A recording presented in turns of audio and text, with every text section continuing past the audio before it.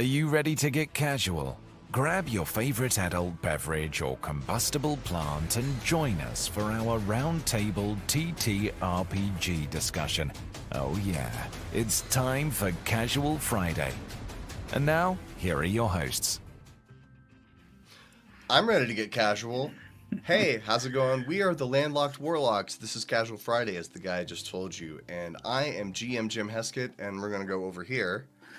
I'm Brad Wolf with Dire Den.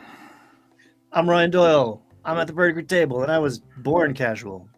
I was made for this. So right up top, we want to tell you that if you want to have one solid place to chat, because we all co-stream this on our channels, go over to the Landlocked Warlocks. We live stream there. If everybody wants to hang out in the same chat, that'd be a great way to do it. Go watch it on Landlocked Warlocks. So let me tell you what we've got coming up on this show today. Action-packed show. First, we're going to talk about the Amazon Prime Secret Level show. We're going to talk about that D&D episode. I believe we've all seen it, yeah? Yeah. So we're going to talk about it. Then I wanted to offer a cool encounter for everyone to steal, an encounter that I played in earlier this week that I thought was pretty interesting. And that'll just take like 10 seconds for me to explain it. Then we're going to talk about D&D maps. They have made a big update, and I'm gonna give a book recommendation. I'm actually gonna recommend two things. One, you gotta stay to the very end of the show, but it'll blow your mind, I swear. I'm gonna talk about I've been playing Dragon Age Veilguard. I'm gonna talk about some interesting TTRPG lessons that I've learned while playing that game that I thought would be good to pass along. Then our roundtable discussion is we're going to talk about high-level Dungeons & Dragons, about running it, playing it, the complexities of it, and maybe pass along some tips for how we've all done it before.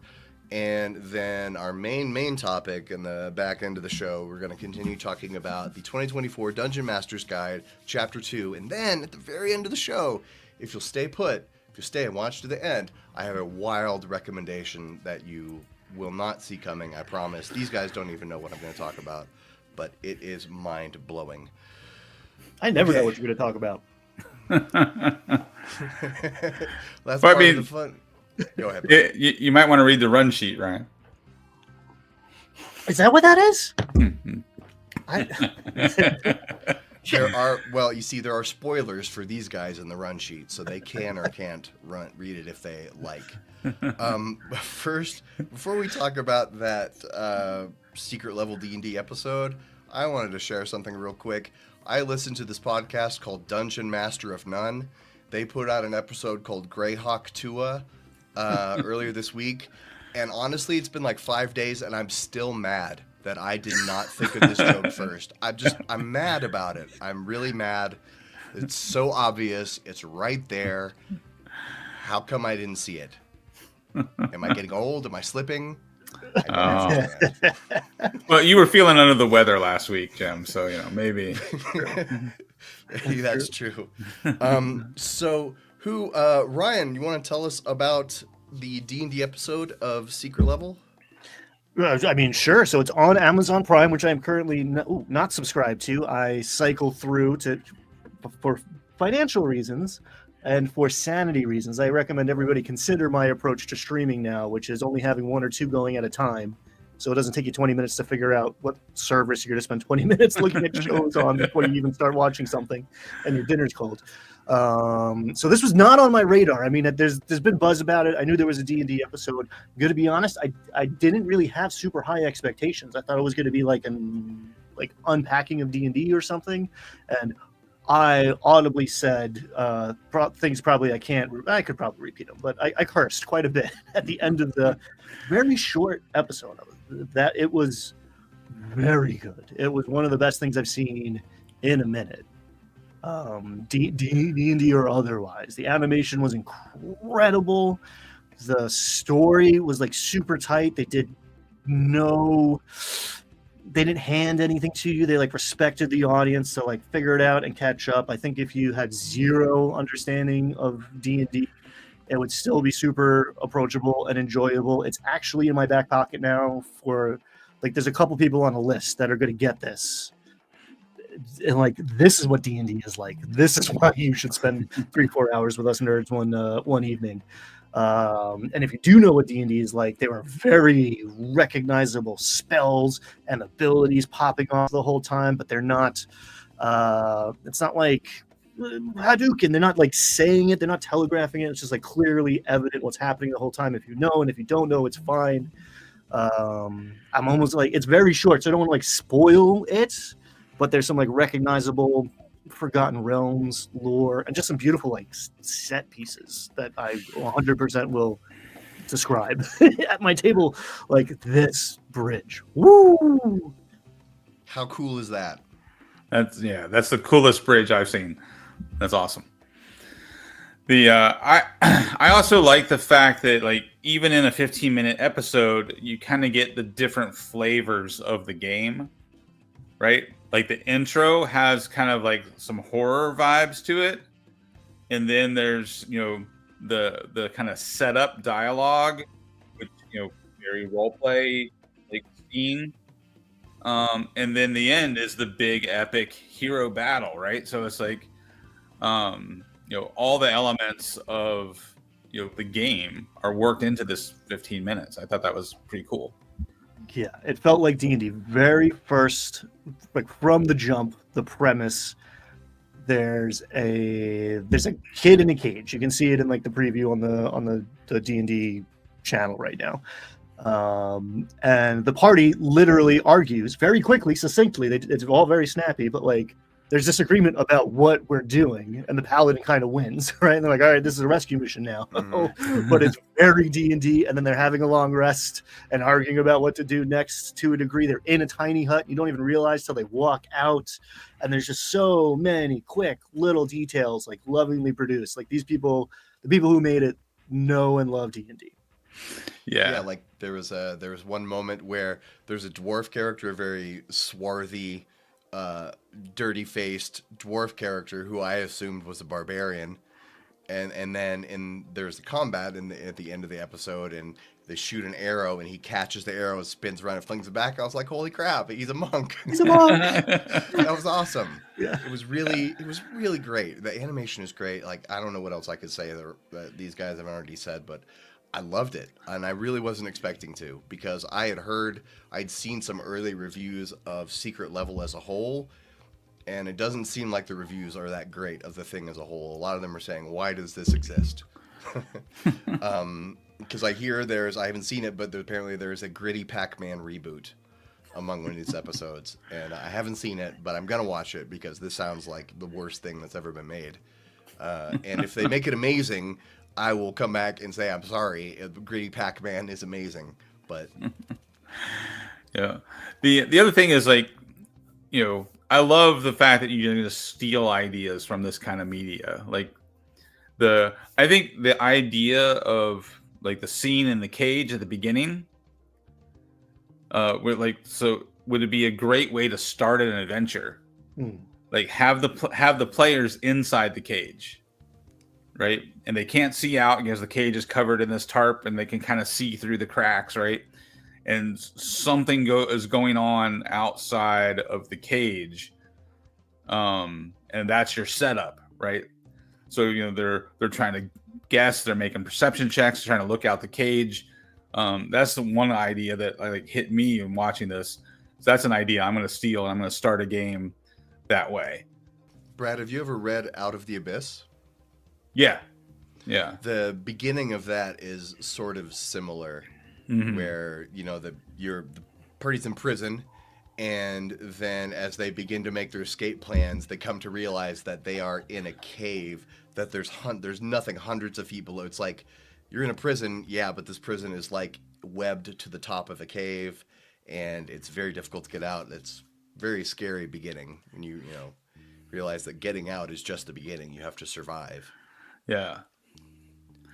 Speaking of stealing ideas, let's move on to the next thing. And earlier this week on a Wednesday, my Wednesday group that I play with, we had a very fun encounter.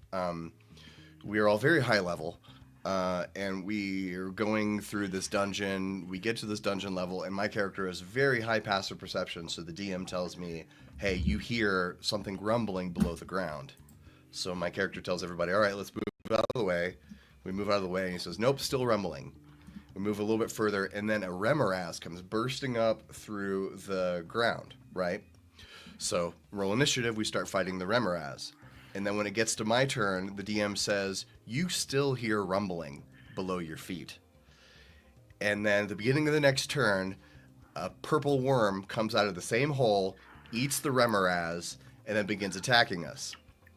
Beginning of the next turn, a brown worm, which is this a homebrew monster? I don't even never heard of a brown worm, but it's bigger than the purple worm, comes out, smashes the purple worm. So that's our real fight. Real fight doesn't begin until the third round. Everything we did in the first 2 rounds, those monsters just died. They got eaten by bigger monsters. And I'm wondering if maybe my DM was inspired by that Phantom Menace scene where they're being pursued underwater and there's always a bigger fish. Yep. But anyway, steal that. That sounds like fun. You know, a creature gets eaten by a bigger creature, and that is the real threat. So, anyway, I thought that was a fun idea. You guys have any thoughts on that? Yeah, I've never done like a 3-layer one. Like that's very turducken. But yeah, I've done that before, and it's kind of a cool like way to like sink some resources. You know, if the party's fully rested but you want to make it a little more of a challenge, because they're gonna cast some spells or use some abilities on that first monster, and then the second monster is the real objective, right? I've done it where there's a little more like ambiguity and choice involved. Like it's easier like on an outdoor encounter than when the thing erupts from beneath you, you're gonna fight it. But when like you see this thing is charging at you, what do? You can decide to attack, or you can decide to get out of its way, and then it turns out it's being pursued by something. And do you take sides, or do you let it play out and then get involved? That's also kind of the way I design most, if not all, of my homebrew, to the point where I've been like correcting it, where like it's more stretched out over time, but it's always like a series of dominoes. You're fighting these goblins because in 20 levels, this dragon took over the mountaintop and there's a cascade of monsters vying for territory now. But yeah, there's always a bigger fish. Yeah. Yeah. I also like to do the like the baby monster, and then the mama monster shows up, right? Like you can do it with like a Grick and an alpha Grick, or something to that effect. Or you can have a young, like use a brown bear stat block for a young owlbear, and then mama brown bear or mama owlbear shows up. And I give mama owlbear rage. If you hurt baby owl, like straight up, Sure. I've stolen rage and put it on an owlbear. It's just like, well, nope. Now she's pissed. You thought owlbears were scary. I've definitely done before the making players think that they're about to face the boss monster when the real boss monster is, in the room beyond that. I actually once pulled like the video game thing. When you're in a video game and you get to a small chamber and there's a bunch of healing potions and you're like, okay, all right, I know what's in the next room. I literally did that. It was like a waiting room. There were windows you could see. There's a big arena in the other room. There's a bunch of healing potions on a table. But that wasn't the boss fight. The real boss fight was after that. They were mad at me for that for a little while. Then they forgave me and realized my genius.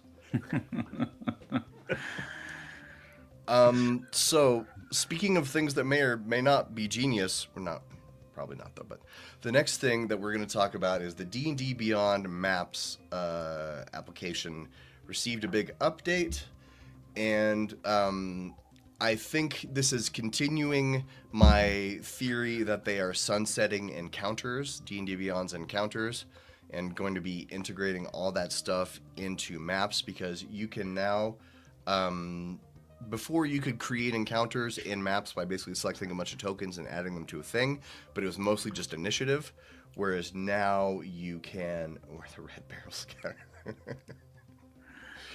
Exactly. Now you can actually run the combat from the stat blocks inside D&D Beyond Maps. They've moved maps from alpha to beta, and I don't know, I've been using encounters since it came out, since like 2019. It's never come out of beta.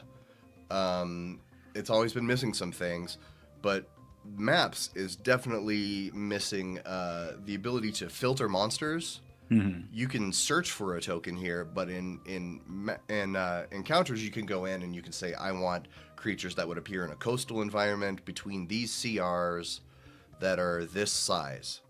And you can't do any of that here, so hopefully that gets added.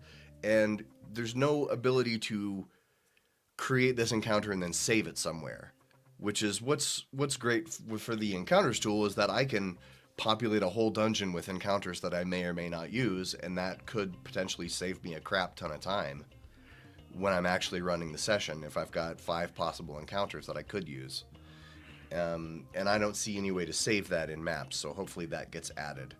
Have either of you used the maps tool or poked around in it? I haven't.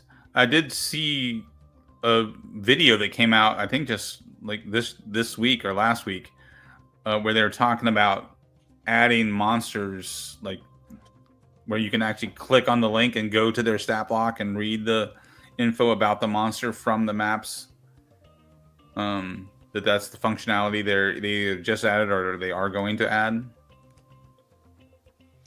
Yeah, I believe so. I think that's right.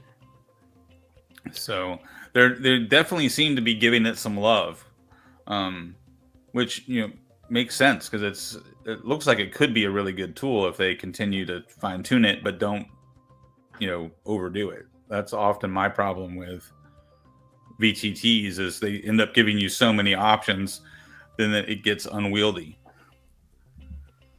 Yeah, and this is what Fred is asking in the chat, and I still think it's at least as of a couple weeks ago when I was poking around in it, it's still more simple than Roll20. It's more complex than the Owlbear 1.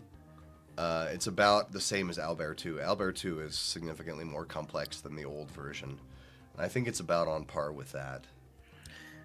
Which is, as an Owlbear Rodeo enthusiast, that was the appeal. Like, I enjoyed the first one. Like, I don't like, there's like a couple of the updated features that I'll use, but like, I want it bare bones, and that's my style. Your mileage may vary, but like, I don't need dynamic lighting. I don't need 2 hours of prep on the VTT side of things, as well as all the other prep that I'm doing.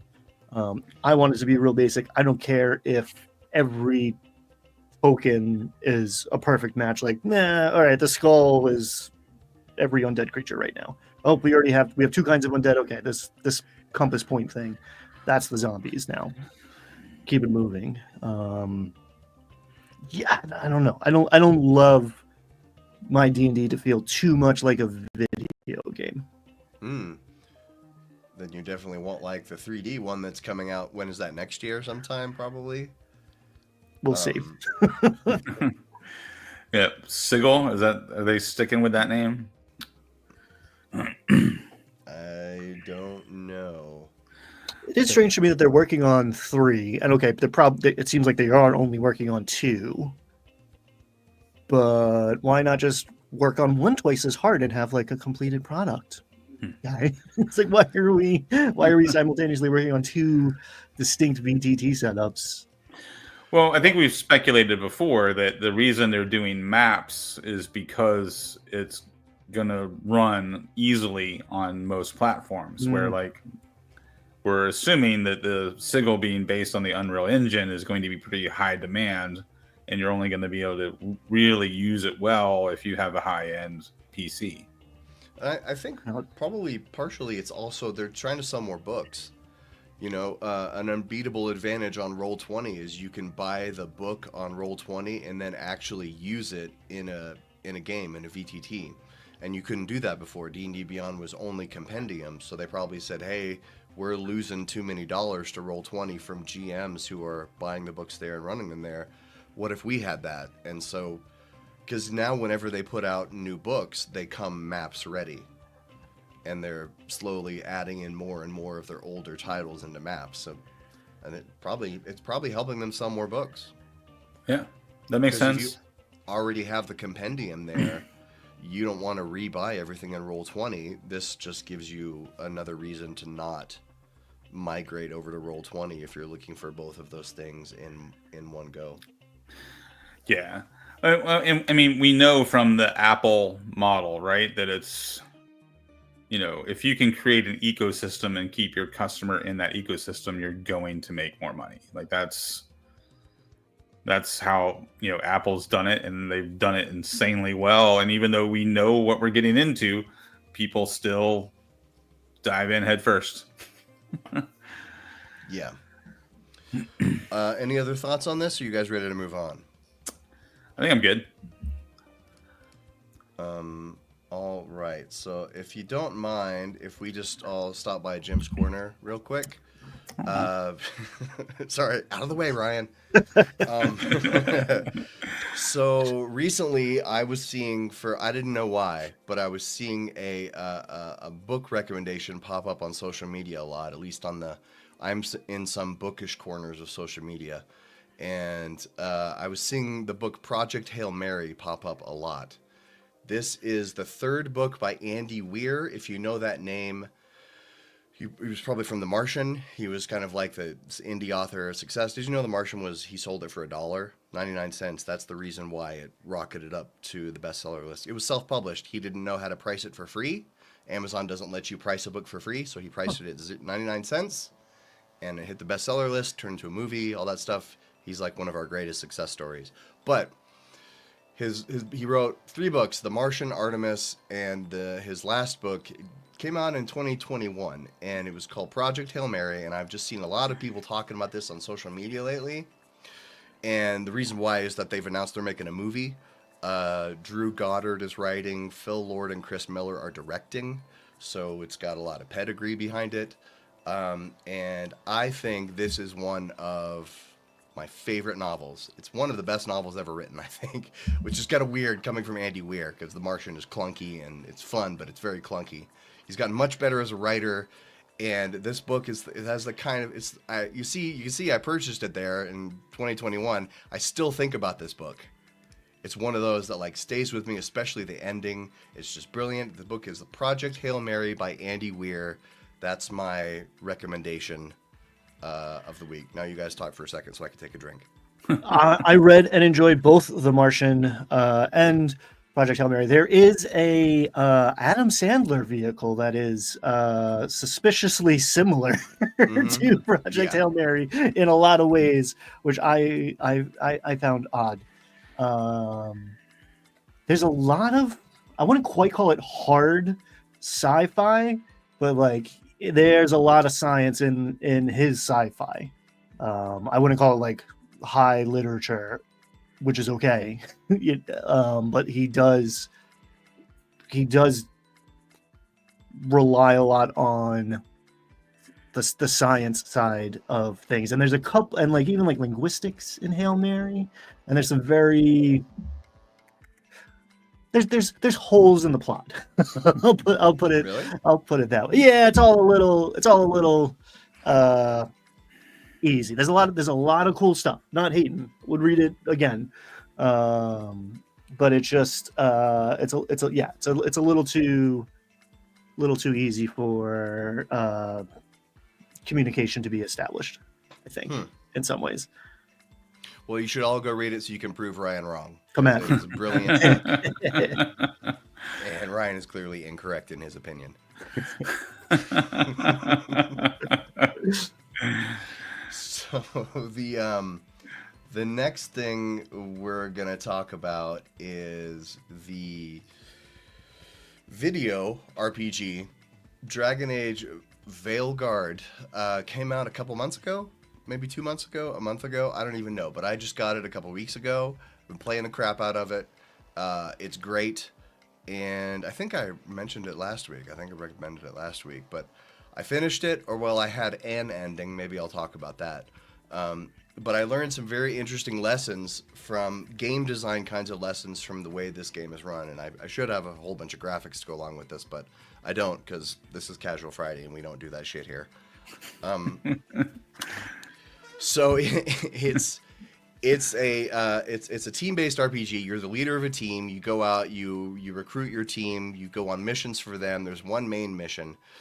And in this story, the team bonding is very important in a way that team bonding translates into mechanical benefits. So the more time you spend talking to your companions, doing their side quests, and also agreeing with them in group conversations, it increases their rank. It calls it the bond. It says your bond has increased, but it really just, that's how they level up. They level up by you level them up by being good to them. And so the more time you spend with them, the more you do this, the more powerful they get. And this has significant impact on the end of the story, which I didn't realize until yesterday when I played the end of the story. I made some very poor choices. Everyone, including me, died. So I'm going to go back and redo some things. I made some pretty bad choices, and I neglected some things I shouldn't have. And yeah, it was pretty brutal. Also, just like that team building, there's faction alliance. There are factions all over the countryside. When Brad talks about factions a lot, you have, depending on how your relationship with these factions is, there's a metric, there's an actual score that tracks. And during the game, it seems like this metric is mostly just like if you have a higher rank, you get better deals at the shop and that kind of stuff. But this also plays into the end of the game, because the more you've helped these factions, the stronger they are and the better they are able to contribute to the end battle. And so these kind of choices weigh extremely heavily. There's a part late in the game where you have to choose, basically, it doesn't say this, but it's kind of implied you're going to choose to send one of two of your teammates to their death. And when you do that, after that, there's a fantasy sequence where you have to interact with that dead player and that dead NPC, and they throw things you said in the game back in your face. Dialogue choices you made. They say, I only did that because you told me that we have to do whatever it takes to win. So that's why I sacrificed myself. And it's effing brutal emotionally to have these choices thrown back in my face. And it's brilliant, and I love it, and we should steal it for D&D. Also, another thing outside of the mechanics is that they do one thing in the game really well, because you have 7 teammates, so there's a lot of side stories. It can be a lot to keep track of, but each one of your allies has a thing they care about, and that's why we like them. And I've said this many times, that emotional connections create stakes. Mm-hmm. That is the main way. That's one of the main ways you create stakes in any story. And so your companion Nev, she loves Docktown, even though it's dirty and crime-ridden. She loves it, and she wants it to become a better city. And that's why we care about Nev, because she loves something. There's the Mornwatch guy, Emmerich. He cares about spirits of the dead being able to pass on. Like, because the companions have these things they care about, we care about them. Like, watching somebody love something makes us appreciate that person in a way much more than watching somebody be indifferent or hate something. And so those are my takeaways from Dragon Age Veilguard. I think you can use some of that faction strength and that companion strength among the party to do things like give boons. And I've been kind of working on a system on the side. It's definitely not ready for prime time, about ways that you could use role play among the party to create mechanical boons. That's kind of a project I've been working on the side for a while, but I don't know if you guys have played Veilguard. I don't think you have, but what are your thoughts on all of that? I like the idea of definitely like rewarding role play with mechanical benefits. I like that. And I think that was kind of the goal of Inspiration with 5th edition, but it doesn't come out that way oftentimes. But yeah, I'm curious to see like how like you could manufacture some like mechanical benefits that would allow you to reward the inter party role play. Yeah. In the old DMG, there was Prestige, I think it was called, Renown. So there's always been these ideas of how to like make a mechanical score keeping system, at least with the factions. Within the party is harder because you're going to get into like PC control boundary territory. But I think it's like right there, and I've never seen it actually done well, where it's not just like, here's an idea of a concept, Dungeon Master, you build something and run it while you're running everything else in this game. I will say I'm doing on one of my tables, we're playing Ghost of Saltmarsh, and it's an anthology. It's a bunch of different adventures, but there are threads between them, and one of those threads is the Sahaugen have disrupted. Again, there's always a bigger fish. These lizard folk are buying weapons from these pirates, smugglers. They're selling weapons to these lizard folk. These lizard folk are here because of the Sahaugen. That's not tiers of play, but that's 3 levels of play. Mm-hmm. What the party does with the lizard folk and a little less so other aquatic races determines who's showing up for the battle, which is still probably a month away at my table, against the Sahaugen stronghold. So there's real story consequences. They went there to figure out what the lizard folk are doing. There was a little 10-15 minute conversation about, like, we could just go back and tell the townsfolk anything and they'll pay us. We don't actually have to do this one. And it was very close to going that way, and that would have had lasting impacts on the story side. I don't have like a faction health bar that I can show them. They're not. It's like it's running a subsystem. The players aren't as aware of it. It's more narrative based. But they're becoming more and more aware of it now as like the campaign is building up to this big confrontation. Yeah, I've definitely had cool moments in campaigns, not specifically planned, where players had multiple positive interactions with the faction, and then at some point later in the campaign, I'm on the verge of a total party kill, and I'm like, what the hell am I going to do?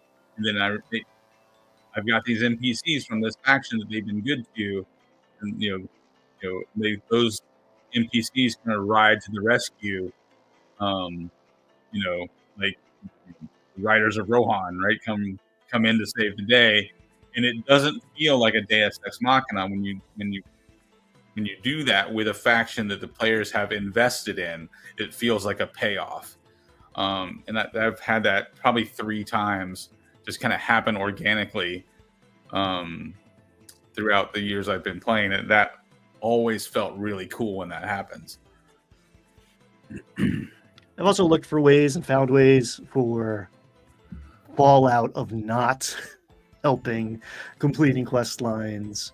Either there's like competing adventurers, right, who are like sweeping up all the crumbs of the story. So all those loops do get closed, but somebody else is getting the gold and the glory. Or these like good aligned factions get into real trouble and create power vacuums, and that's the entrance of the bigger fish. Mm-hmm. Okay, speaking of bigger fish, well, why don't we move on to our roundtable discussion topic of the week? We're going to talk about high-level Dungeons & Dragons and the complexity of it, because one reason is that I'm playing in a high-level D&D campaign right now. That Wednesday group I mentioned, I'm an 18th level, 17 levels of Ranger, 1 level of Rogue, and everybody else in the party is either 17 or level 18. Some of us got special boons, and it's wild.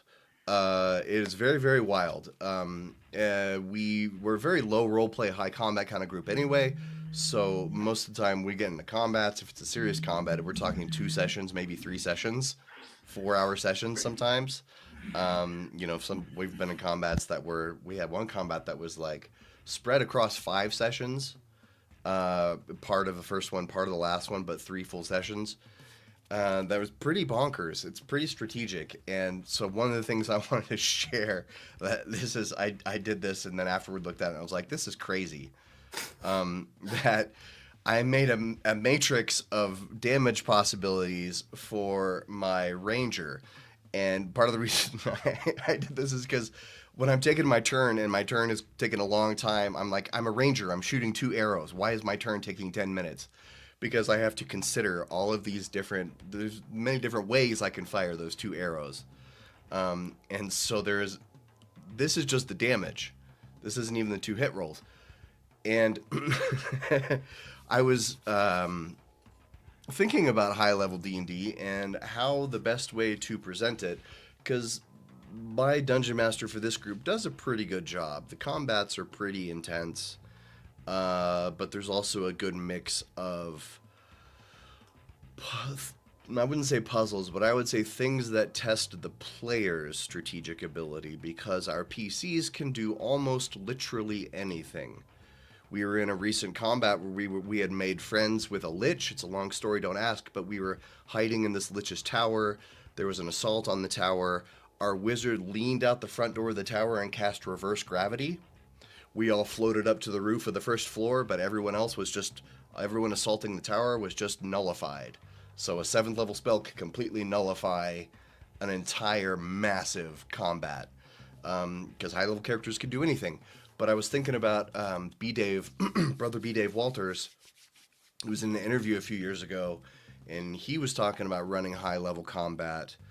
And he said when you get to a certain power level, it's not about what you can do, it's about what you should do, as the dilemma and the challenge, where the challenge should derive from. Curious what level Jim's campaign started at. Phil, it's Dungeon of the Mad Mage. We started at level 5 about 3 years ago, and we are almost at the end. Then after that, B-Dave proved that he eats his own dog food because he ran a level 21 shot. It's one of those charity things. Robbie Damon was there. Brendan Lee Mulligan was there. It was when Brendan Lee Mulligan, he tried to make a character that could do the most damage that had ever been done. And I think he did. He had like 9. He got a multi-class character that had 9 attacks somehow. I don't know how that happened, but so in this game, the story hook is there's these 20th level adventurers. They're wandering around. They see a town full of orcs. The orc town appears to be peaceful. There are little orc children running around. There are orc farmers baling hay, milking cows. It's just a little peaceful village. Then along come this group of giant adventurers who say, "Hello, well met, fellow adventurers. We are on our way to slaughter this village of evil orcs. Will you come with us and assist us?" And then that is the moral quandary that's put before the players, because, of course, they can slaughter the village full of orcs, probably in 2 rounds, with just a couple fireballs. But should they? Then that becomes the thrust of the adventure going forward. So, what do you guys think about that, or other thoughts on high-level D&D?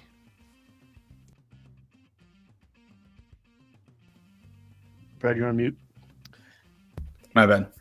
I think high-level D&D needs to be more about like choices that you make, right? Because it can't always be about, here's the problem, here's the solution. Players have to figure out the solution, right? Because you have so many options with your high-level characters, right? There's so many different things you can do, so many world-bending spells. As a DM, it's practically impossible to figure out every, possible solution, right? So I think the goal becomes creating scenarios, and then just expecting the players to come up with their own solutions, not trying to set up a specific solution. The setting up specific solutions is for low level play, where okay, the way to get through this door is to twist the statue to the right, right? You move the statue, it opens the secret door, right? That's predictable and straightforward. Once you're at high level play, it's too unpredictable. You just have to prep the villain's plot, right? What's the villain's plan versus trying to script out, the adventure. I find combat rather difficult to create interesting, who's going to win scenarios.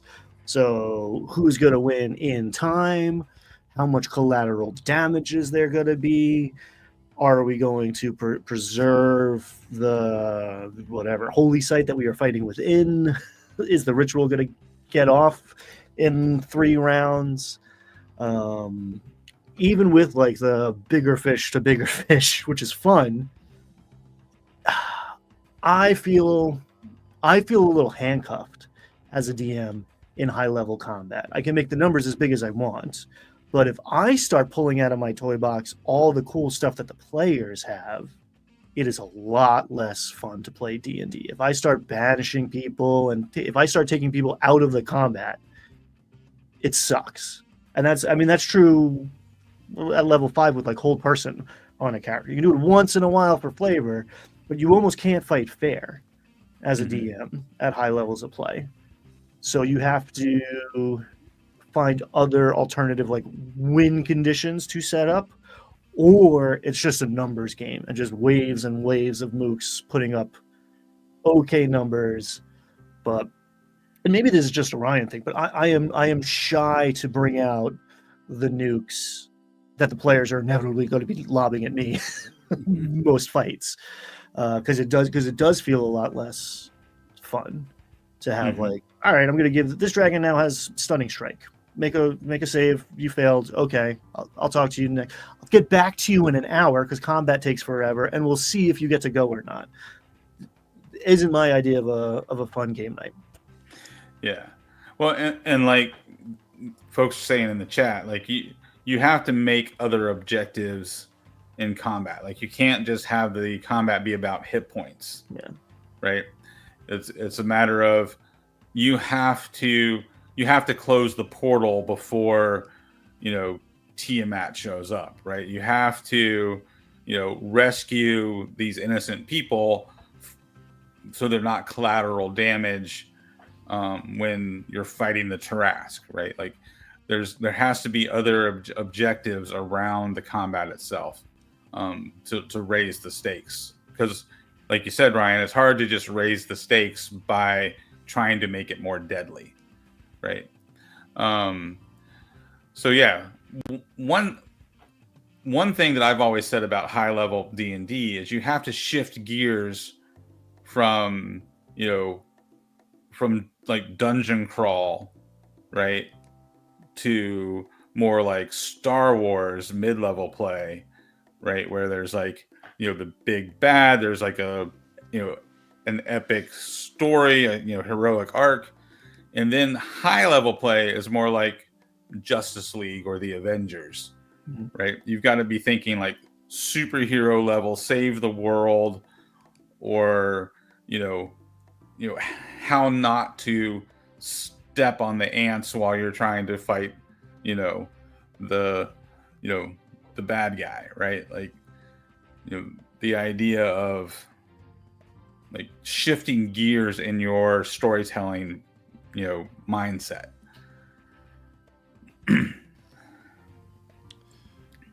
Let's see what the chat's saying. Fred is totally right. 5e monsters don't do enough damage at high level. In my Wednesday group, we had a TPK at level 15. We made some poor choices. It was our fault. We got cocky. We had a TPK. But then our new party since then, I've never been down to half my hit points. It's never even come close to danger since then, really. I mean, I've been in danger. I've been like in serious situations where I could have been teleported away or other stuff like that. But physical danger, no, it's not even really something I worry about with that PC, because I'm a ranger, I'm away. Also, I have 170 hit points. It's a lot. Well, one thing, just a tip mechanically that I've started doing is for, once I get, tier 3, is I will use static damage and roll. So using the static damage number to replace the plus. So something does 4d6 plus 6 damage, right? And so what would the static number be on that? 14? Yeah, like around 4. Yeah. So instead, I'll use the static number of 14 and roll the 4d6. Oh. Right? So everything's a crit? Well, kind of, right? But that's a way to like significantly increase damage output Um, and I think that is really one of the things that makes the fight drag, is like the monsters just don't do enough damage. I say it's actually better to increase damage output than it is to increase hit points. So increasing hit points just makes things take longer. I would rather have 3 rounds of like just, oh my god, we're getting hammered by this thing. Oh, whew, now it's dead, right? Yeah, the best piece of D&D advice, best piece of Dungeon Master advice I ever heard was Matt Mercer on an interview. He just said, hey, if you want to make your monsters more dangerous, have them hit harder. And I was like, oh, that's simple and perfect, isn't it? Yeah. Well, and also giving your monsters a high level, like a spell-like ability or like a recharge ability, so they hit really hard on the first turn. That ratchets up the tension, right? And it works with dragons, right? Dragons are fairly well designed. Like, you hit the party with the breath weapon, they're like, oh shit, that hurt, right? And then the action economy, because of legendary actions, kind of keeps the fight going, right? But the dragon typically doesn't really hit as hard ever again unless that breath weapon recharges. I mean, if the breath weapon recharges 3 turns in a row, you might have a TPK on your hand. So you got to be careful with that. But those kind of things, it's better to hit as hard as you can in that first turn, shake the players, and then, the fight ends, 2 or 3 rounds later. But if you just increase hit points, then the thing just drags on to like turn 4, turn 5, and that's where your fights end up taking, an hour and a half. Yeah, it's also very good to get a good sense of how much average damage your party is doing every turn. Because if you know that, then you can pretty easily plan for encounters. If I'm going to throw enough hit points that this should last for 3 rounds. Because if you don't know how much average damage they're doing, and that barbarian does 112 damage, across 2 attacks and a bonus action attack, and then just mowed your way through half of your forces, then you're crazily adding in the second wave, and trying to act like you intended to add that second wave in the whole time. Yeah. Well, and if the monster has a cool ability that you really want to use, right? Use it right away, right? If the monster has 2 really cool abilities, you use 1 first round, 1 second round, because you really kind of want to like end the fight by in the end of the 3rd round, right? Combat that takes more than 3 rounds, I think, gets dull. And so that's where you can also give monsters, extra, like, whether you're using legendary actions or layer actions, or give the monster an extra reaction or bonus action ability, so that you can maybe use 2 really cool abilities on the first turn, right? Front load the combat is what I'm saying. Yeah, one of the things I like about Flea Mortals is a lot of the higher CR monsters in there have their cool opening ability that, like Brad said, that you should definitely have your monsters do their coolest thing in round 1, because a lot of them are going to live to round 2 anyway. So unleash their coolest thing. But a lot of the higher CR monsters have like a last gasp kind of attack. It's like when they reach a certain level of health, or only after a certain number of rounds, then they get like their second, like you thought their opening round thing was most intense, but this is even more. And I think that's very fun design. Yeah, and I'm hoping we're going to see some of that with high-level monsters in the new monster manual, because the bloodied condition is back in the game. Yeah, that's one thing I was wondering about, because in 4E they had bloodied, but it's also integrated to a lot of the things, like once a monster becomes bloodied, X happens, right? It's a very neat way to get to that like 2-stage boss fight, where it's like, this isn't even my final form, boom, and now it feels like 2 combats in a way. You kind of get away from that like 5 rounds of combat being boring, you burn this thing down for 2 rounds, and now that's the halfway point, but it's the next 2 rounds might be 3 because it's harder, it's hitting harder, you might have to fall back, and it feels like distinct things. It's not just pushing the same button again and again. I like this. I do that too. I use players -1, right? The monster's turn. The monster, if it's a singular like boss battle, right, which is a bad idea, unless it has as many actions as the players. So it takes its turn, and then after everybody's turn, it's keeping up.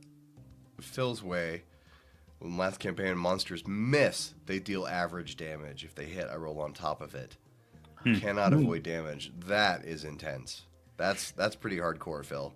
But hey, for you two guys here, speaking of the monster manual and significant damage, how are you both feeling about running 5.5 D&D? Because you're both running it, right? Mm-hmm. How's it going? With combat, I mean. Yeah, combat. We're sticking to low level play. I think I mentioned this before. We're only doing levels 1 through 5. So I've got 4 different adventures prepped, and we're halfway through the first one. And low level play, I'm not noticing a significant issue with the monsters. But I already tweak my monsters by, like I said, I use static damage plus a dice. So like I'll use static damage plus a d6. And then I've been doing that, and that significantly, helps with consistent damage output. And then the other thing I do is I often give my monsters a bonus action or a reaction. Mm-hmm.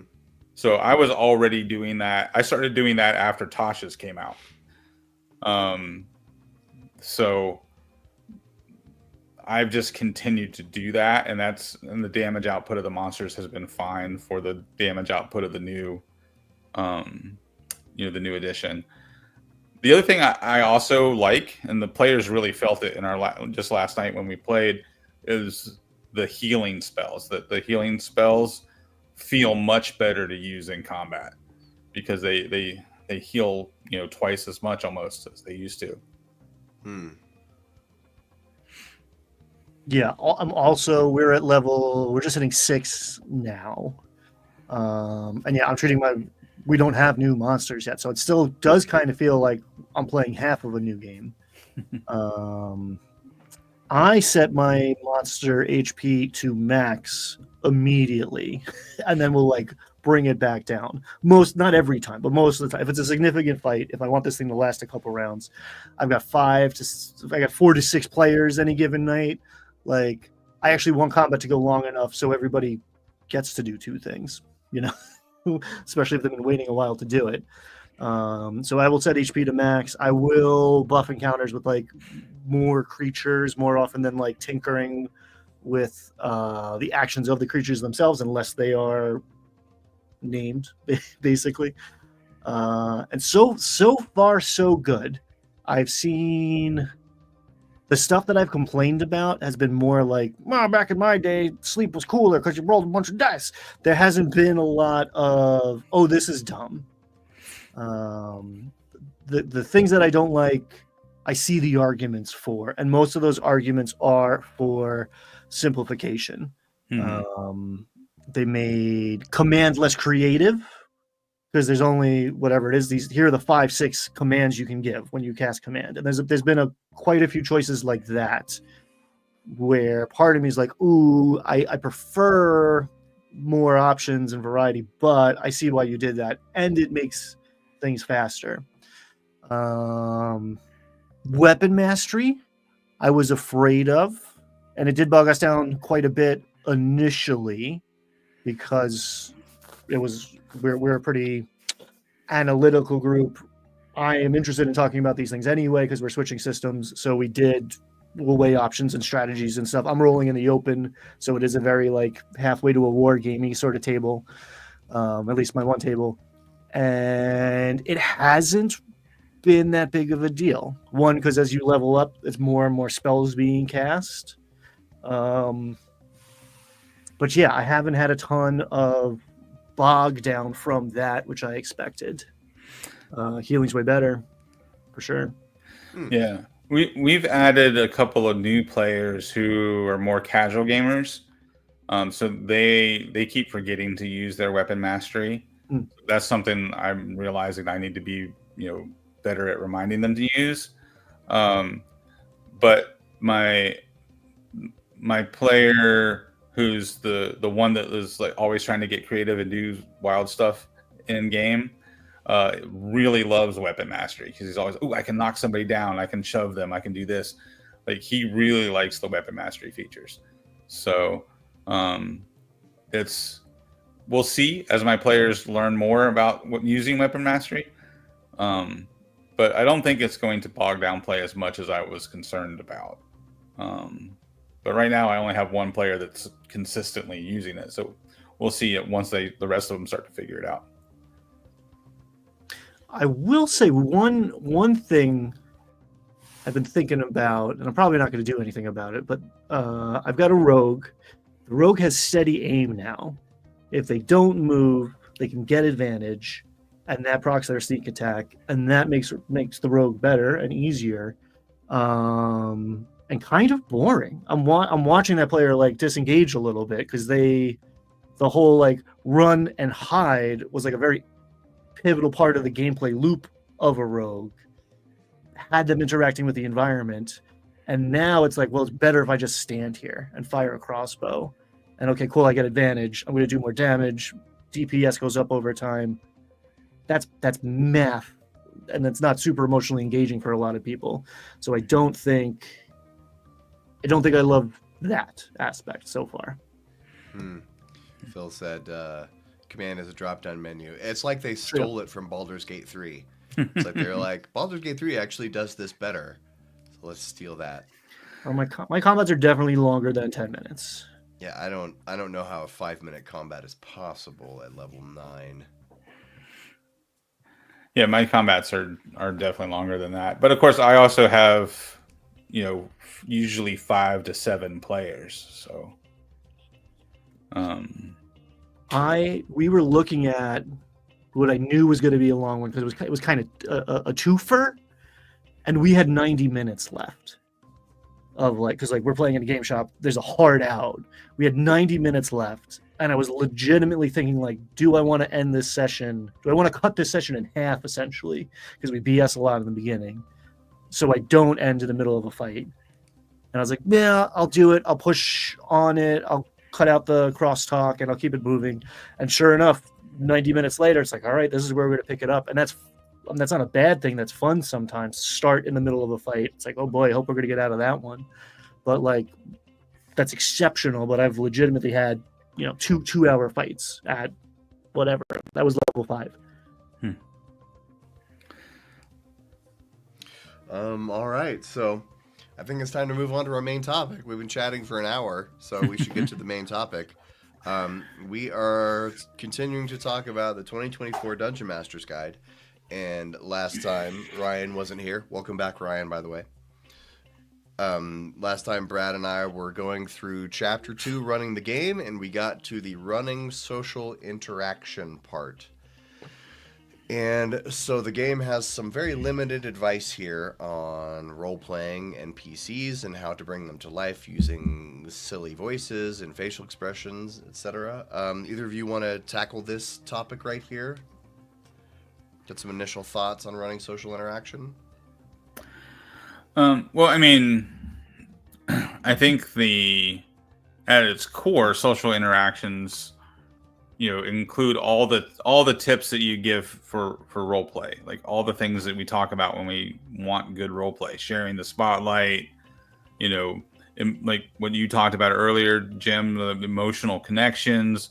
There's so many things that go into it. So I don't know how you put all of that into, a Dungeon Master's Guide without that being a whole chapter unto itself. I feel like you could do a whole chapter on just roleplay. Sure. There is one thing here that I wanted to point out under the NPC portrayal section. It says the classic advice for writers holds true: show, don't tell. And I would like to speak on this as someone who is a writer, that this is sometimes bad advice. Show, don't tell isn't always good advice. Like here's a scenario. So the party enters a tavern and they're going to meet a contact. They see the contact sitting at a table far across the bar. And then someone in the party is going to say, how does she seem? Okay, roll an insight check. I got a 19. So you see her shoulders are slumped. She's leaning over, her head is down. Her eyes seem a little misty. She's lazily tracing her finger around the top rim of the glass as condensation you can see is puddling. The drink's been sitting there for a long time. She seems to be almost mumbling to herself a little bit, withdrawn, as if trying to turn herself into a circle. Or you could say you got a 19. She seems kind of sad. And so the thing is, you'll notice they say show, don't tell because I painted a full effing picture of this person in your mind, describing them across the room. You also notice it took me a lot longer to do it. Right. And so telling gets a bad rap because we are visual creatures and we like to see stuff. Sometimes telling is the optimal way to deliver information, especially if showing either takes too long or the intended audience doesn't get what you're trying to show them. Because I could listen to that description and go, she seems anxious about something. She's worried about meeting somebody, and I may have been trying to describe her as depressed. Mm-hmm. But you could get the wrong impression from my visualization if you're not picturing it in the same way I am. So that's all. Show, don't tell. Sometimes bad advice. Because you're talking to 4 or 5 people who are also running other processes simultaneously. They're doing a lot of math, and if it takes one of them to be like, oh, someone stood her up. Now that's well, okay. I see how you got there, but no. Either I have to go into telling mode, or roll with it. And it's like I've been being more and more and more explicit, especially with the more people at the table. The odds increase that one of them didn't catch the drift. There's different kinds of people. They process information differently. Some people don't have anything like visual going on in their mind. So no matter how beautifully I describe something, file not found, they don't have an image in their head. So me explicitly telling them is the right answer a lot of the time. Yeah, especially because you have multiple people at the table. You're not writing a novel where you have an audience of 1, right? Obviously more than one person reads your book, right? Like hopefully, Jim. Burn. But when you have an audience of 1, and what I mean by that is like there's 1 reader at a time, right? So, but when you have 4 people at the table, the person who asked the question, they might actually hear that cool show don't tell description you just gave. But the other 3 people at the table might, like Ryan just said, might be doing math on their character sheet or thinking about what feat they're going to take at next level, or totally distracted on playing Candy Crush on their phone. So yeah, I think there is some advantage to just telling. I kind of gauge that by, is it early in the session? Like if it's right, if it's early in the session, everybody's fresh, they're engaged. I'm trying to set the tone, right? I'll do more show than tell at the beginning of a session. If we're in the middle of the session or at the end of the session, I'm going to do more tell than show, because like I want the pacing to keep moving, because I want, and also because attention spans are waning when you're in the second hour moving into the third hour of the game. So that's kind of my show don't tell. I kind of front load the show right at the beginning, and but as pacing increases, I do more telling. That's kind of my headspace on it. You can also figure out if the group is going to like it based on how they role play. Are they the kind of people who want to actually literally have the conversations? or do they sometimes, or more often, summarize? You know, like, I want to ask around town for information is different from, I'm going to walk up to the first guy, see, hello, sir, how are you today? It's two different roleplay styles. And when Fred just posted this, what do you think needs to be in the social interaction section of the book? I've been thinking about this for the last couple of minutes, and that one of the things that's great about D&D is that you can be as socially interactive in the roleplay as you want, and that there aren't mechanics built around it. And while I love Powered by the Apocalypse games and a lot of those systems, they're very roleplay focused in the narrative. Like, if you can't summarize your character's actions in Thirsty Sword Lesbians, it's because the roleplay, the narrative is part of it. But in D&D, you can embrace that or not. You can say, I want to make a persuasion check on this guy. Or you can say, let's talk and roleplay it out. And either one is fine. And so, I don't know. I think the section kind of needs to be vague and present it as you could go either way. And D&D is a great intro. I think is a great onboarding and a great gateway drug to other RPGs because of that. Because if you're not comfortable doing that deep role play, you can play D&D just fine without it. And I think that's what the social interaction section of the book should say. I think they should make that explicit. Hey, there are skills here, and you can use them, but you don't have to use them. If someone presents a compelling argument, whether they have summarized that or delivered it in character, that can be enough. And you can leave it at that, and you don't have to bring dice into it. If the outcome is clear to you, the dungeon master, you can declare success or failure.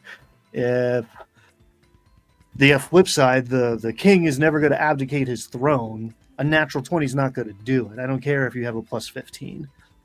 The skills, and this is true for other skill checks, and they kind of make that explicit, but like in the social side of the thing, having skills is almost a crap. It's a fallback, and it looks like the default because I have invested points that I could have put into other hitting harder sort of abilities into charisma and persuasion. That's cool. That signals to me, the dungeon master, that you want to do those things more often, probably. But also, it's like it's a safety net, right? I'll even give you like passive insight, passive persuasion. You aren't necessarily as socially adept or convincing and persuasive as a person. I'm not going to penalize you the same way I'm not going to penalize the barbarians player for like not physically being able to lift whatever amount of weight that their character's lifting. But we're all capable of speech in one way or another. We're all being able to communicate if we're playing this game together. That can be the beginning and the end of the conversation.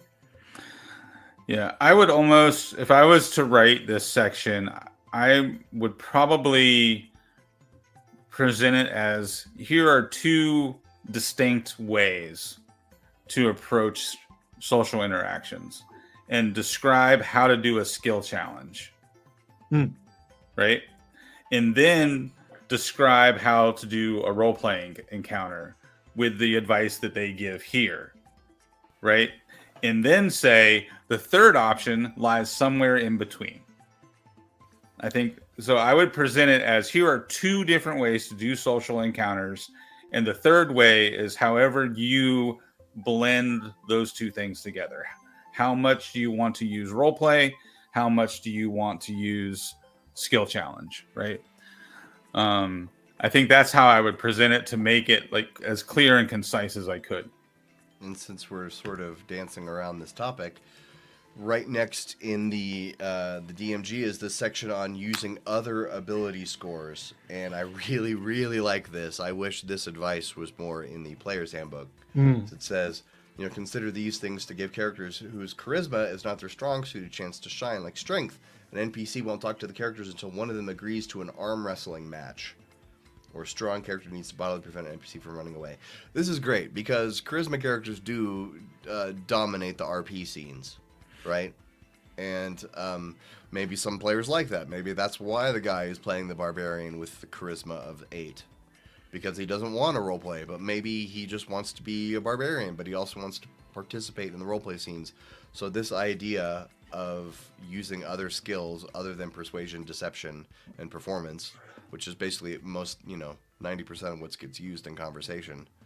I think this is brilliant, and I wish this advice was more player facing, to give them ideas of like, if you're not the face of the party, here's how you can still contribute to social interaction.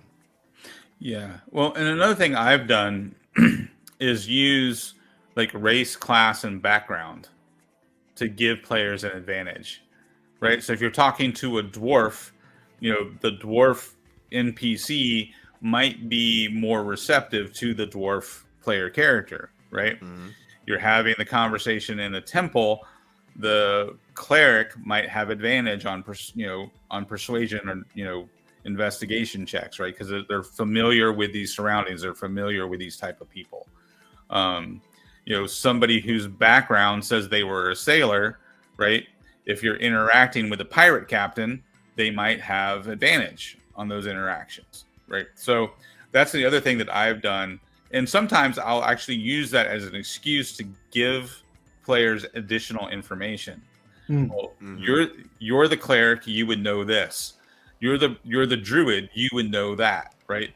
Mm-hmm. So you're avoiding the dice roll, right? So you're not locking information behind the dice roll when you're doing the ladder example, right? And you're rewarding the players for choices they made in character creation. By identifying here's how your class, your background, and your species helps you in these social encounters or in these investigation encounters. And I think that goes a long way to addressing this, which is a legit problem that I've wrestled with, where I'm much quicker to take the social skills out of the game than other skills. So I will reward players for having proficiency. If you're proficient in whatever, his history, the knowledge skills come up more in my game. But, oh yeah, you're good at that. I'm going to give you passive persuasion. You have a, +6 and you're proficient in it. Okay, cool. I'm going to say that you get a 16 naturally without even bringing the chaos rocks into the thing. That's kind of my way of threading that needle, where it's not a waste to invest in those things in character creation. I'm still rewarding it, and in fact, I'm making it less likely that you're going to roll a 1 and biff it, and your carefully crafted argument just falls on deaf ears. Yeah, and there's a nuance to it, like Fred's saying here, and you kind of have to switch back and forth between the two, right? Like there's a nuance to it that you just kind of you find your own flow as a dungeon master, I think, over the course of playing the game, as you get more and more experience. But I think there's also, you can, if you want to be consistent, you can make the player roll even when they've had a very eloquent role play,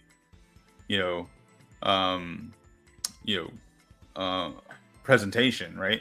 They just poured their heart out, and then they roll, and you're like, well, that's the way it sounded in your head, but that's not the way it came out, right? So because we've all had that experience in real life, right, where you felt like you made an impassioned plea, or you were very clear and concise in your instructions, and the other person just did not compute, right? We've had that experience in real life. It's like the Billy Madison of that's the dumbest thing I've ever heard, and we were all dumber for having heard it. Yeah. So if you don't set the difficulty check too high, I think it's fine to make the players roll even when they do a good job of role play. You can do both. Yeah. Story time. I had a player approach a banshee in Lost Mine of Pamplin. So a lot of people already would know Agatha. She's in the books too. The player approached her, had an offering, was very circumspect, did all the right things. I was like, all right, I'm lowering the DC, and I'm giving you advantage. 2 natural ones. It's okay, 1 in 400. Boom, she pops her horrifying visage. Everybody runs away. And that's, sometimes the dice tell a story too. I could have called it, but if it were not a banshee, right? Maybe it would have been like, okay, cool, like they're receptive. But this is a volatile creature. I don't know. Ryan doesn't know exactly how she would react. I leave it to the dice, and then I ran with it. I kind of regretted it for a second in the moment. I was like, yeah, the dice are telling a story here. There is nothing you could do on that given day to convince this 1,000-year-old undead monstrosity that she wanted to talk to you. You did a very good job, so she didn't outright kill all of you right then and there. I like Phil's suggestion here. Monster, their interwisdom or charisma is the DC for the roll. Mm. I like that idea. I also like the idea of rolling under your int score to try to learn something. I've done that before. Like, I use this example in a video.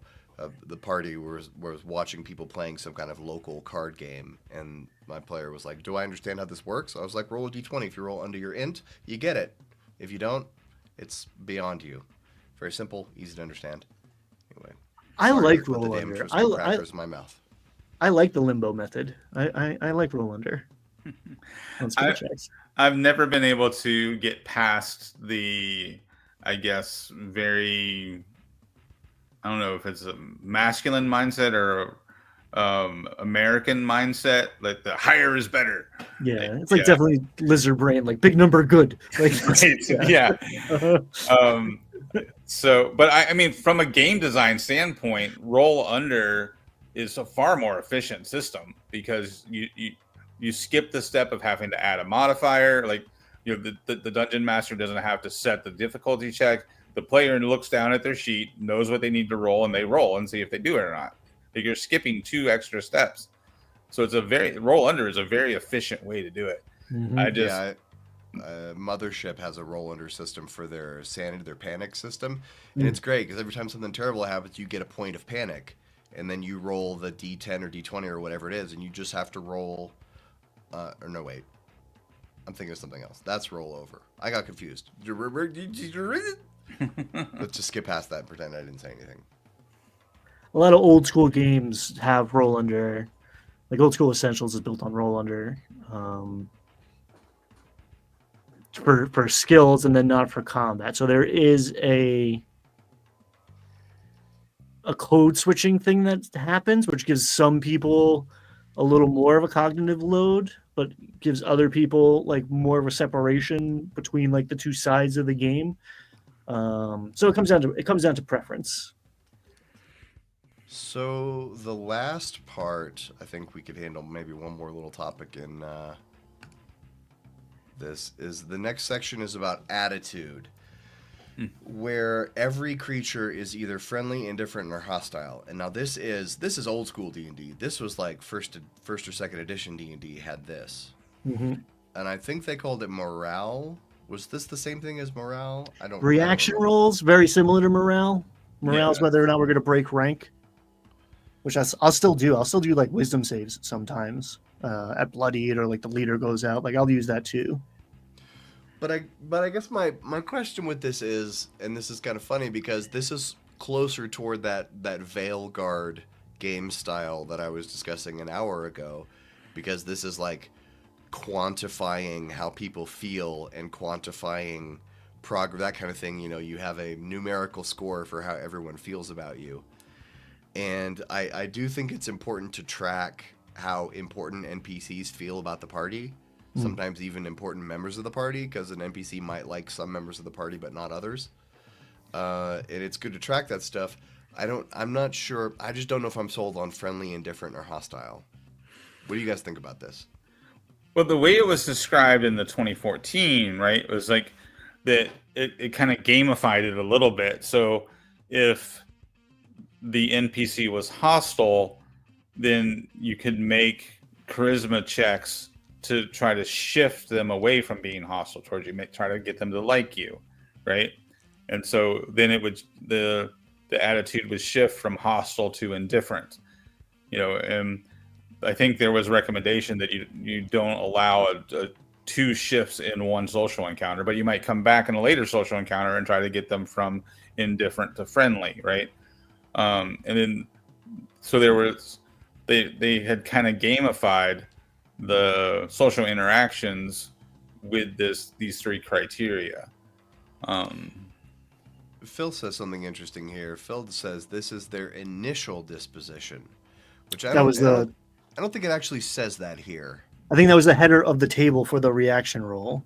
I think that, like the old whatever, I think it's advanced. That's the 2d6 table is initial disposition, like in a random encounter or whatever it is. Right. It doesn't actually say that anything about that here. It just says has one of the following attitudes. No. I wonder if that's supposed to be implied that it has that attitude upon meeting the party. I think, Jimmy, that you made a very good point that can come in handy in situations where one player has presented a very good thing and then, or like an appealing thing to a particular NPC, and then another player jumps in and screws it all up. Where you can have this NPC can have individual relationships within the party and like, hey, I'm willing to work with you as long as that guy shuts up. So that it's not just one group decision. I do that a lot, especially depending on player table composition. That's the dwarf NPC who has a thing for half elves. It's like, you can come, handsome.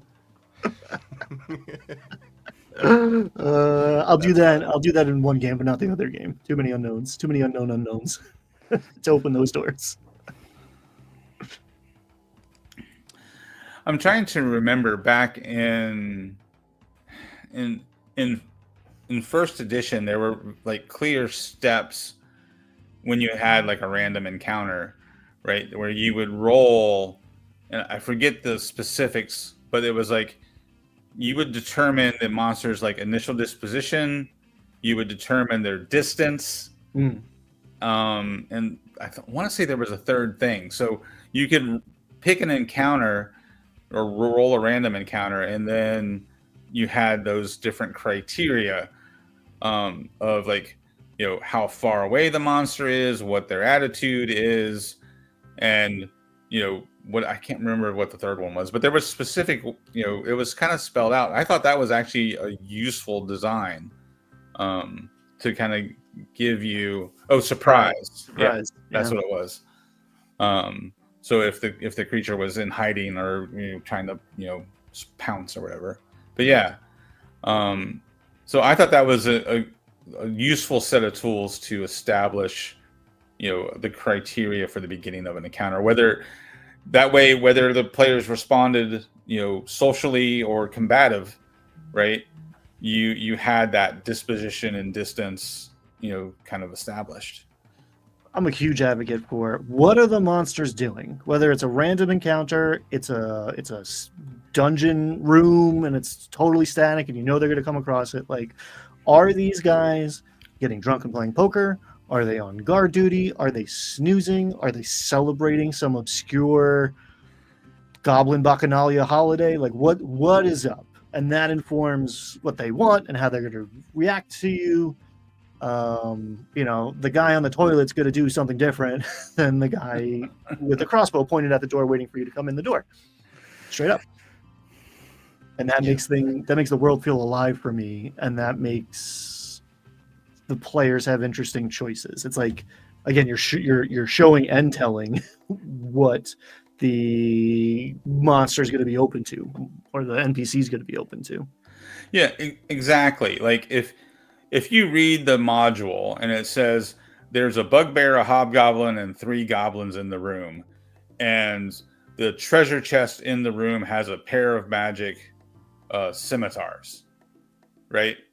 That's what the book says is in the room, you know. And if you could just have it, the players walk in and roll initiative, right? Or you have it so that as the players get to the door, they hear the 2 voices arguing with each other. It's a matched set. I want both of them, you know. And, you know, and then the players peek through the cracked door and they see the three goblins are goofing around at the table, watching the hobgoblin and the bugbear argue with each other over the two magic scimitars. Right? Each one has a scimitar.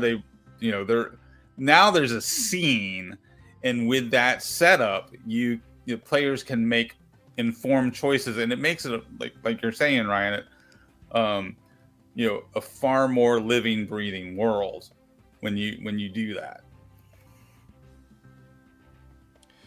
All right. Any last thoughts on attitude or anything that we didn't cover? Anything I skipped over in those two little sections that we got to today? Well, like I said, I think if I was reworking this section of the book, I would present the two different extremes and then discuss how you can land in the middle. I think that's the kind of the best approach here. Like we've talked about. Okay. Now, I don't have the right thing prepared, but we're going to go with what we got. All right. So, to wrap up the show, if you stuck all the way from the beginning to this point because of my clickbaity promise, thank you for sticking with the show. And so, I have one last little recommendation. Coming up in about 4 months from now, it's mid-March, in Estes Park, Colorado, there is going to be a celebration called Frozen Dead Guy Days. Ooh. Now, this is a little festival. It used to happen in this teeny tiny mountain town called Nederland, but they moved to Estes Park, Estes Park is where the Stanley Hotel is, what The Shining was based on. Estes Park is much, much bigger place. Lots of room. But this is so the story is there's this guy, his grandfather died. The guy couldn't afford to have a funeral for his grandpa, so he put him on ice and put him in a tough shed in Nederland, Colorado. When he is still there in the tough shed. The frozen dead guy is in the tough shed. So there's this celebration of the macabre. They have coffin races, whether it's you build a little coffin, you race people around. What I don't think I have any, let's see if I have any pictures of the actual racing. See, there's this guy carrying a coffin. Polar bear plunge. My favorite part is they have a monster truck show, all these cars made out of hearses. There's people from all over the world build these monster truck hearses and they bring them and parade them. It's absolutely wild. It's the kind of I don't know, every little mountain town has their own weird little festival, but this one got huge because it's crazy. It's about a frozen dead guy. People go drink beer and listen to music in the mountains and do polar bear plunges. And if you can come, now's a good time to get tickets.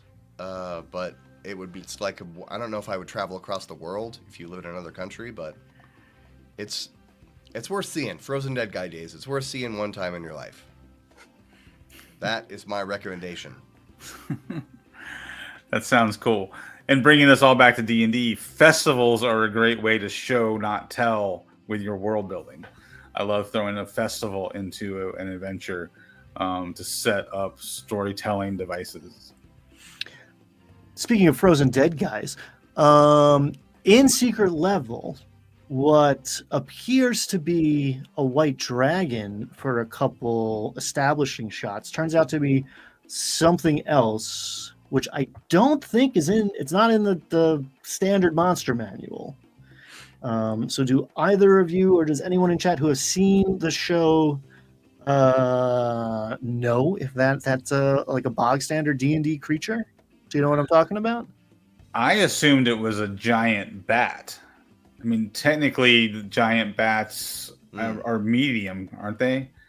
But you could have a large giant bat that you could ride as a mount. That's what I assumed it was. An XL albino giant bat? Yeah. It was pretty dope. There's a lot of cool things in there, but I was like, oh, I need more weird giant bats in my games. Giant bats to me are not giant enough, apparently. And I'm gonna step up. Fred, when I lived in Australia and I moved back to the US, I moved at the end of Australian winter, so I got to have 2 winters in a row. Oh, that sounds awful. It was terrible. But I much prefer Colorado winters to Australian winters. They are brutal. It rains every day, and it's that freezing, cold, horrible rain that just sinks down into your bones. Anyway. I was wrong. A giant bat is a large beast. Is it? Yeah. Oh. Even though it's only a challenge rating 1/4, it's a large beast. So you have more bad guys riding on giant bats, Ryan. Apparently, that's the cool thing to do. I'm going to do it. Mm. And then that There like you go. stunning strike shove off the bridge combo. Ooh. Go watch it, guys. It's 15 minutes. It's 15. King of the North. Why am I king of the North? You're king of I the. like snow. You're king of the top. Tell Lord Tywin, winter is coming for him. It's the only line I remember from that show. Anyway, all right. So hey, we are the Landlocked Warlocks. I'm Jim. That is. I'm Ryan. And that is. I'm Brad. We are the Landlocked Warlocks. Thanks for watching us, and stay tuned for more cool stuff coming, because it is coming. And we'll see you.